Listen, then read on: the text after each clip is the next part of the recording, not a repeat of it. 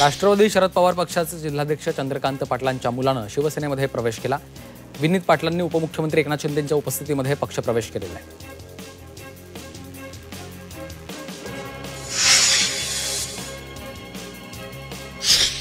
वंचित बहुजन आघाडीचे युवा नेते सुजात आंबेडकर यांनी आगामी स्थानिक स्वराज्य संस्थांच्या निवडणुकीसंदर्भात मोठं विधान केलं। आगामी निवडणुकीत भाजप शिवसेना सोडून इतर कुणाबरोबरही युती करायला आम्ही तयार आहोत, असं मोठं विधान त्यांनी केलं। त्यामुळे भविष्यात धर्मनिरपेक्ष शक्ती एकत्र येण्याचे संकेत त्यांनी दिले।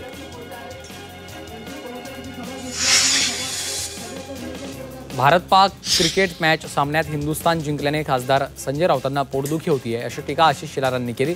इराणमध्ये राष्ट्राध्यक्ष शोधत आहेत, राऊत तुम्ही अर्ज करा, तुम्हाला देखील स्थान मिळेल, असा खोचटोला त्यांनी लगावलाय।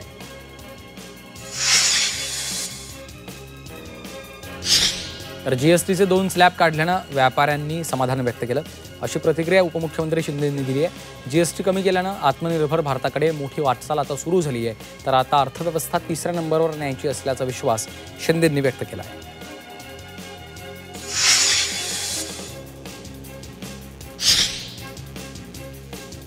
दलित ओबीसी आदिवासी समाजासाठी लढणाऱ्या नेत्याला गोळ्या घालण्याची भाषा भाजप करतंय का? हे पोरखेळ आहे का? असा सवाल विजय वडेट्टीवार यांनी उपस्थित केला। गोळ्या घालणार म्हणणाऱ्या व्यक्तीवर कारवाई केली पाहिजे, अशी मागणी देखील त्यांनी केली आहे।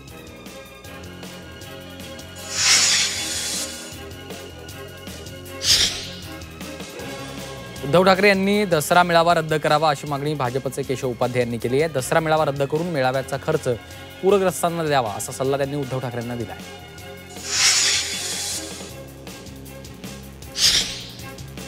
राज्यावरचं नैसर्गिक संकट पाहता उद्धव ठाकरेंनी दसरा मेळावा ऑनलाईन घ्यावा, असा सल्ला चंद्रकांत पाटलांनी दिलाय। शिवसेना ठाकरे पक्षाच्या उपनेत्या सुषमा अंधारे यांनी यावरून चंद्रकांत पाटील यांच्या समोर एक प्रस्ताव ठेवलाय।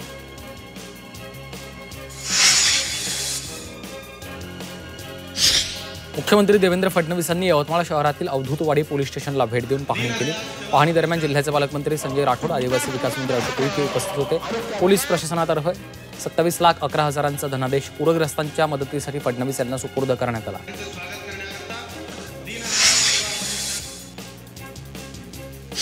राज्य शासनाच्या सांस्कृतिक कार्य संचालनालयामार्फत यंदापासून एकांकिका स्पर्धा आयोजित करण्यात येणार आहेत। महाविद्यालयीन विद्यार्थ्यांसाठी राज्यस्तरीय स्पर्धा होणार असल्याची माहिती सांस्कृतिक कार्यमंत्री आशिष शेलार यांनी दिली आहे।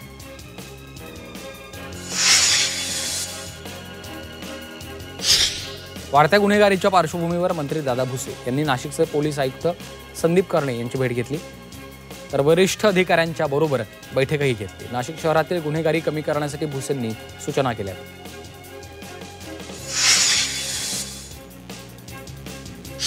नाशिक जिल्हाधिकारी कार्यालयामध्ये अतिवृष्टी संदर्भात बैठकीचं आयोजन करण्यात आलं। यावेळी मंत्री दादा भुसे यांच्यासह जिल्हाधिकारी, संबंधित अधिकारी उपस्थित होते। या बैठकीमध्ये दादा भुसे यांनी अतिवृष्टी संदर्भात चर्चा करून संबंधित अधिकाऱ्यांना सूचना केलेल्या आहेत।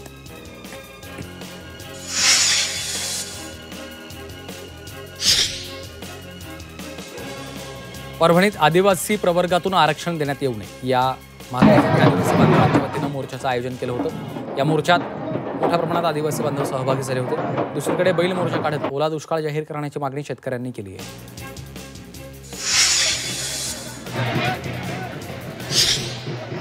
वाशिम जिल्हाधिकारी कार्यालयावर गोरबंजारा समाजाच्या वतीनं भव्य मोर्चा काढण्यात आला।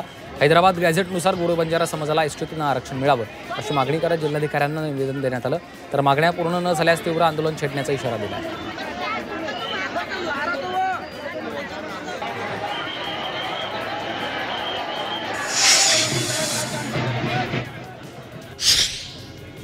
जालन्यातील भोकरदन येथील धनगर समाजाच्या वतीनं ढोल बजाव आंदोलन करण्यात आलं।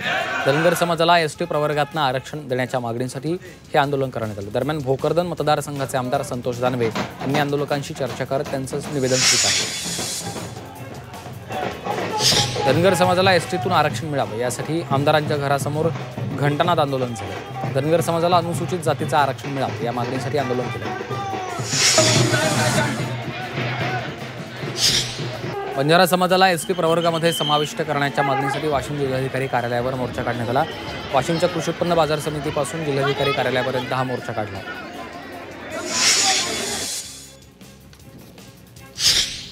हिंगोली जिल्ह्यात सततच्या मुसळधार पावसामुळे शेती पिकांचं मोठं नुकसान झालंय।